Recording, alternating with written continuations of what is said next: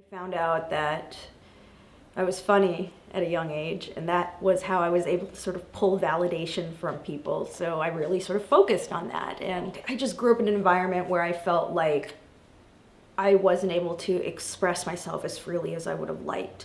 And I remember seeing a Robin Williams special from like back in the day on Comedy Central, and he was just off the chain, like just anything that came in his head just came out. It was just all over the place, and it seemed so freeing, and I was like, I want to do that. Something just clicked, and it was a dream from a very young age. Now it's a dream I pushed away because people in the world want to protect you from disappointment and have these own stories about how success in certain fields is not attainable. But again, you know, I had that dream, and I didn't come from a family with connections in the entertainment industry, especially Hollywood. You know, I had to create that for myself and be patient and gentle with myself. And I mean, before I was able to really express myself, I had to do a lot of work on myself because I didn't realize that for many reasons I didn't like who I was, and it was unconscious. I wasn't even aware of it. I did have to learn how to get out of my own way and to trust myself and love myself, because there's so much rejection in entertainment. Yeah. Expression itself is really powerful. I mean, the act of just being authentic and sharing who you are is powerful and generous. I think it's a generous act. So yeah, it's great to have this platform to share how I feel, and then to also make people laugh. It's the best job ever. I think female comedians are awesome for some of the same reasons male comedians are, is that we're funny. We're funny, and also provide a different perspective. The women that I'm close to are very supportive and are genuine friends.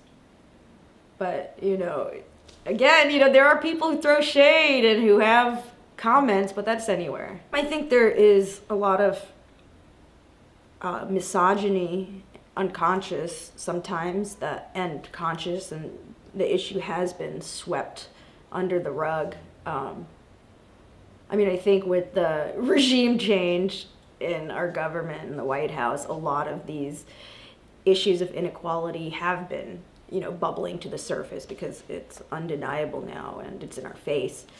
But I mean, I've definitely been treated differently by people because I am a woman. I've definitely had some incidents. I've definitely had people who would put me on shows, and I think when they realized, even though I was abundantly clear up top, that I wasn't interested in anything more than a friendship or a working relationship, who suddenly stopped working with me. And these are people whose shows I've done really well on. So, you know, I don't think it's that I'm not doing my job. I think it's because there was an expectation.